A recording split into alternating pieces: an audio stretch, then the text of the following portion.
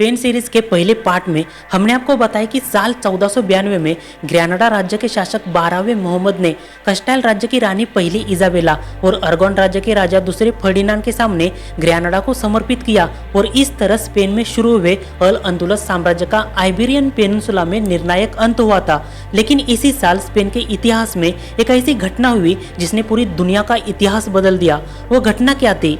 Spain के इस part में हम आपको देश का मुस्लिम शासित साम्राज्य खत्म होने के बाद आगे क्या हुआ इसी के बारे में बताने वाले हैं। उम्मीद करता हूँ कि आपको वीडियो बहुत पसंद आएगा और आ गया तो लाइक करके जाओ। देश की कहानी एक ऐसे मोड़ में चली जाती है जहां एक ही साल में दो घटना घटी जिसने स्पेन को बदल दिया और दुनिया को भी। पहली घटना साल 1492 जब देश की किस्मत बदल गई। ग्रेनाडा पर जीत हासिल करने के बाद रानी इजाबेला और राजा फर्डिनांड ने पेनिनसुला में अपनी सबसे बड़ी सैन्य जीत हासिल की। पेनिनसुला सदियों तक अलग अलग राज्यों में बटा हुआ था, लेकिन मुस्लिम शासन खत्म होने के बाद इस भूमि को एक नई राजनीतिक पहचान मिलने लगी। ग्रेनाडा की जीत के कुछ महीने बाद एक विदेशी नाविक स्पेन के दरबार में पहुंचा। उसका नाम था क्रिस्तोफर कोलंबस। कोलंबस का सपना था कि अगर यूरोप से पश्चिम की दिशा में समुद्र पार किया जाए तो शायद एशिया तक पहुंचा जा सकता है। उस समय यूरोपीय देशों के लिए एशिया तक पहुंचने का मतलब था मसाले, रेशम और बेहद लाभदायक व्यापार। कोलंबस पहले कई जगह से समर्थन पाने की कोशिश कर चुका था। आखिरकार रानी इजाबेला और राजा फर्डिनांड ने समर्थन दिया। 3 अगस्त 1492 का दिन कोलंबस 3 जहाजों के साथ स्पेन से रवाना हुआ। समुद्र में कई हफ्तों तक यात्रा करने के बाद 12 अक्टूबर को उसकी टीम अटलांटिक के पार जा पहुंची। कोलंबस को लगा कि वह एशिया के आसपास के किसी छोटे बड़े द्वीप पर पहुंच गया। असल में यूरोप के लिए एक ऐसी दुनिया के साथ संपर्क हो चुका था जिसे बाद में न्यू वर्ल्ड यानी अमेरिका कहा जाने लगा। और यहीं से स्पेन की कहानी पूरी तरह से बदल गई, क्योंकि यहाँ से आगे देश सिर्फ यूरोप की शक्ति नहीं रहा। कोलंबस की यात्रा के साथ स्पेनिश खोज लगातार अटलांटिक पार जाने लगी। धीरे धीरे स्पेन का ध्यान यूरोप के युद्धों से हटकर अमेरिका की विशाल जमीन पर जाने लगा। फिर आ गए वे लोग जिन्हें कॉन्क्विस्टेडर कहा गया। ऐसे लोग जो नए नए स्पेनिश शासित एरिया पर नियंत्रण स्थापित करने के लिए भेजे गए थे। कॉन्क्विस्टेडर अमेरिका पहुंच गए, लेकिन उनका सामना 2 शक्तिशाली सभ्यताओं से हुआ। पहली एस्टेक और दूसरी इंका सभ्यता। एस्टेक साम्राज्य के अंदर कुछ ऐसे लोग थे जिनका खुद के ही साम्राज्य में दम घुट रहा था। स्पेनिशों ने उन्हें निशाना बनाया और उनको अपनी तरफ कर दिया। कई संघर्ष और गठबंधन के बाद साल 1521 में एस्टेक साम्राज्य की राजधानी टेनोचिट्लान पर स्पेनिश और उनके स्थानीय समर्थन का नियंत्रण स्थापित हुआ। एस्टेक साम्राज्य का अंत हो गया, लेकिन स्पेन अभी रुका नहीं था। उसका अगला टारगेट था इंका साम्राज्य पर कब्जा करना। कुछ साल बाद स्पेन विजेता फ्रांसिस्को पिज़ारो दक्षिण अमेरिका आ गया। उस समय एंडीज पर्वतों के आसपास फैला हुआ था विशाल इंका साम्राज्य, लेकिन इंका पहले से आंतरिक संघर्ष और राजनीतिक अस्थिरता से जूझ रहा था। साल 1532 में पिज़ारो की सेना और इंका शासकों के बीच झगड़ा हुआ, जिसमें इंका साम्राज्य की सत्ता को गहरा झटका लगा और साम्राज्य पर स्पेनिश नियंत्रण तेजी से बढ़ता गया। अब देश के हाथ में अमेरिका का विशाल एरिया मौजूद था। असल में दोनों साम्राज्य काफी ताकतवर थे, फिर भी स्पेनिशों को पीछे हटाने में कमजोर हुए। इसका मुख्य कारण साम्राज्य का आंतरिक गृहयुद्ध, क्योंकि साम्राज्य कितना भी बड़ा हो, आंतरिक शांति बनाए रखना जरूरी होता है। शुरुआत में अमेरिका कब्जा हाथ लगने के बाद देश को चांदी काफी मात्रा में मिली। इतनी चांदी मिली कि देश ने अपनी सैन्य शक्ति को बहुत बढ़ाया। अब देश के पास यूरोप में विशाल सेना बनाए रखने के संसाधन थे, शक्तिशाली नौसेना विकसित करने की क्षमता थी, दूसरे यूरोपीय राज्यों के साथ युद्ध लड़ने के साधन थे, दुनिया के अलग अलग हिस्सों में अपने क्षेत्र बढ़ाने की ताकत थी। और यहाँ से आगे स्पेनिश एम्पायर का विस्तार अमेरिका, यूरोप, एशिया और अफ्रीका तक होने लगा।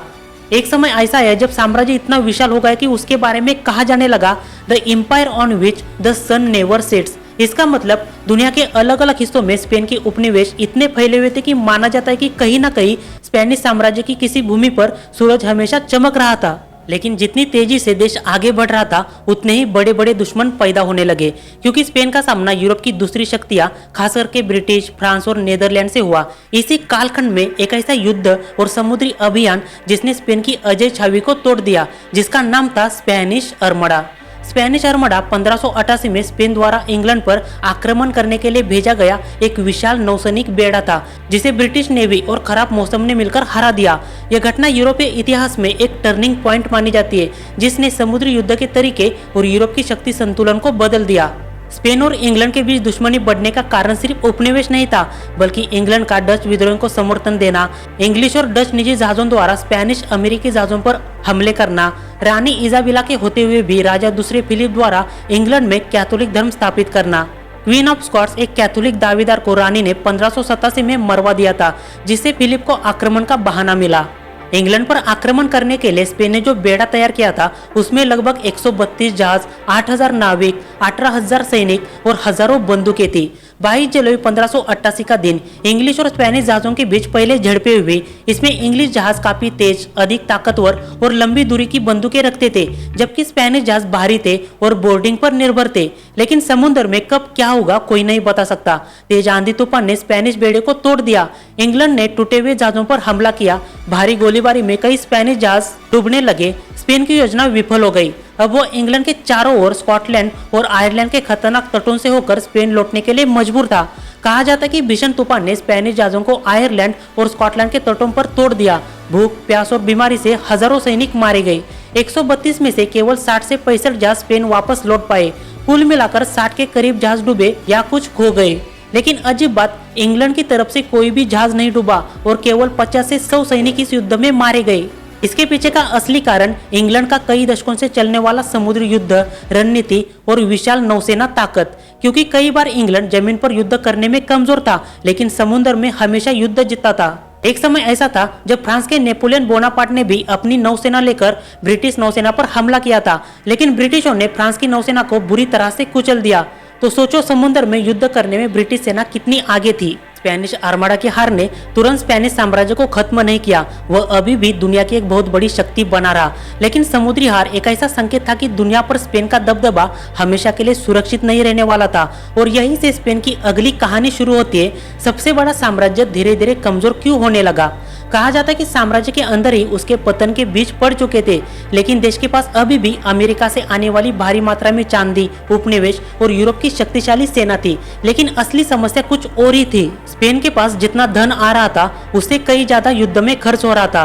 देश के राजा यूरोप के कई संघर्षों में उलझे हुए थे। उन्हें अपने विशाल साम्राज्य की रक्षा भी करनी थी और अलग अलग क्षेत्र में विद्रोह से भी लड़ना था। इस लड़ाई में एक दुश्मन को हराने के बाद नया दुश्मन पैदा हो जाता।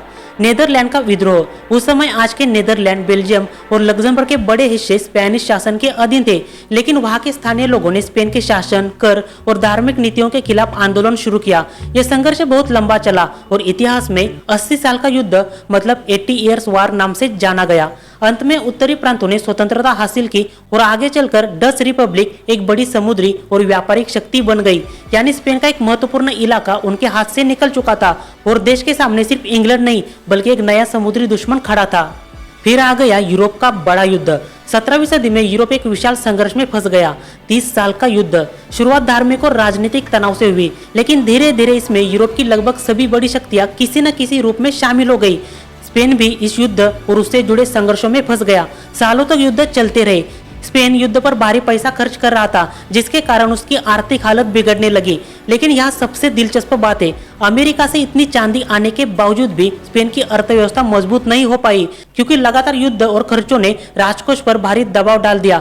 बड़ी मात्रा में धन आने के बावजूद भी कीमतें बढ़ी और स्पेन को बार बार कर्ज लेना पड़ा। यानी दुनिया के सबसे अमीर साम्राज्यों में से एक होने के बावजूद भी स्पेन आर्थिक संकट में डूबने लगा। देश के साम्राज्य के लिए एक और बड़ा झटका, पुर्तगाल अलग हो गया। 1580 में स्पेन और पुर्तगाल एक ही राजा के अधीन आ गए थे। इसे आइबेरियन यूनियन कहा जाता है। इस दौरान स्पेनिश राजाओं के नेतृत्व में पुर्तगाल और उसका विशाल साम्राज्य भी था, लेकिन ये व्यवस्था ज्यादा समय तक नहीं चली।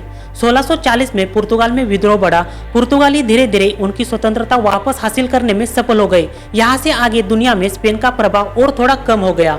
दूसरी तरफ एशिया, अफ्रीका और यूरोप के बड़े इलाकों में फ्रेंच उपनिवेश बढ़ रहे थे। मतलब यूरोप में एक और नई शक्ति तेजी से उभर रही थी जो स्पेन को टक्कर दे रही थी। साम्राज्य उपनिवेश को लेकर स्पेन और फ्रांस के बीच लंबे समय तक संघर्ष बढ़ता रहा, लेकिन आखिरकार 1659 की संधि treaty of the Pyrenees Spain के लिए एक महत्वपूर्ण मोड़ साबित हुई। इस समझौते के बाद यूरोप में स्पेन की पुरानी सर्वोच्च स्थिति कमजोर हुई और फ्रांस एक प्रमुख शक्ति के रूप में मजबूत होकर खड़ा रहा। अब धीरे धीरे साफ हो रहा था, जिस स्पेन से कभी पूरा यूरोप डरता था, अब उसके दुश्मन उससे आगे निकल चुके थे।